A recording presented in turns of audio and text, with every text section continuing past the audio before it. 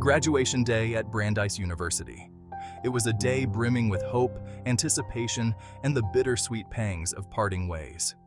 As I stood before Morrie Schwartz, my beloved sociology professor, a profound sense of gratitude washed over me.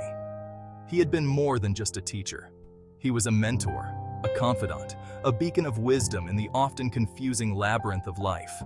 In that moment, I made a promise to stay connected, a vow that, sadly, I failed to keep for far too long. Life, with its relentless pace and seductive allure, swept me away. I became consumed by my career as a sports journalist, chasing deadlines, interviews, and the fleeting glory of the sporting arena. The world of academia, with its philosophical musings and introspective discussions, faded into a distant memory. My promise to Morrie remained unfulfilled, lost in the whirlwind of my ambitious pursuits. Years turned into a decade and a half, the silence between us growing heavier with each passing year. The guilt lingered, a dull ache in the recesses of my heart, but it wasn't until a chance encounter with a television program that I was shaken from my self-imposed oblivion. Fate, it seemed, had a way of reminding us of our unkept promises, often in the most unexpected ways. The television flickered to life, and there he was, Morrie. But something was different. His voice, once strong and vibrant, now wavered with a fragility that sent chills down my spine.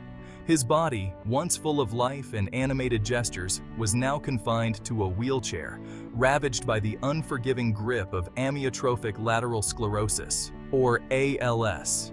ALS, as I soon learned, was a cruel and relentless disease, slowly robbing its victims of their ability to move, speak, and breathe. It was a slow and agonizing march towards death, a reality that Morrie, with his characteristic courage and acceptance, faced head-on. Seeing him in such a vulnerable state, his once robust frame now frail and dependent, ignited a sense of urgency within me. The guilt that had been simmering within me for years intensified, a painful reminder of my broken promise. I had allowed my ambition and the relentless pursuit of success to eclipse the truly important things in life: connection, compassion, and the wisdom of those who had touched our lives in profound ways. I knew I had to reach out, to bridge the chasm of time and neglect that had separated us for far too long. At that point, my life had become a relentless pursuit of achievement, a never-ending cycle of deadlines, interviews, and the ephemeral thrill of sporting victories. I had achieved a level of professional success that had once seemed like an impossible dream, yet a nagging sense of emptiness lingered beneath the surface.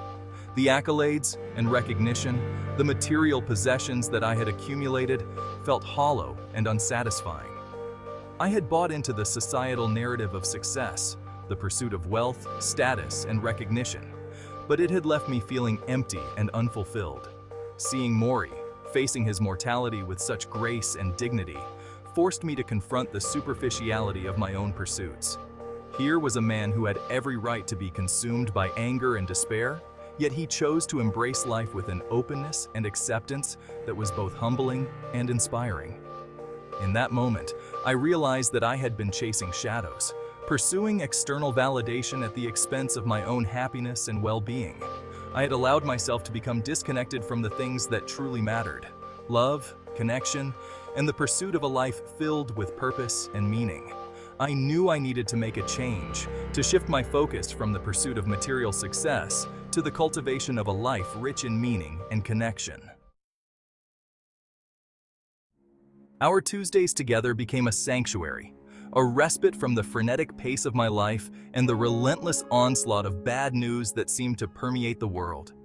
Each week, I would make the pilgrimage to Morrie's modest home in West Newton, Massachusetts, my heart heavy with a mix of anticipation and dread. Anticipation for the wisdom he would impart, for the opportunity to bask in his warmth and humor, and dread for the inevitable progression of his illness. The knowledge that each visit brought us 1 week closer to our final goodbye. Our conversations flowed effortlessly, meandering through a tapestry of topics: life, death, love, loss, family, forgiveness, and the importance of living a life true to oneself. Morrie, despite his physical limitations, possessed a mental acuity and emotional depth that was both humbling and inspiring. He had a unique ability to distill complex philosophical concepts into simple, relatable truths.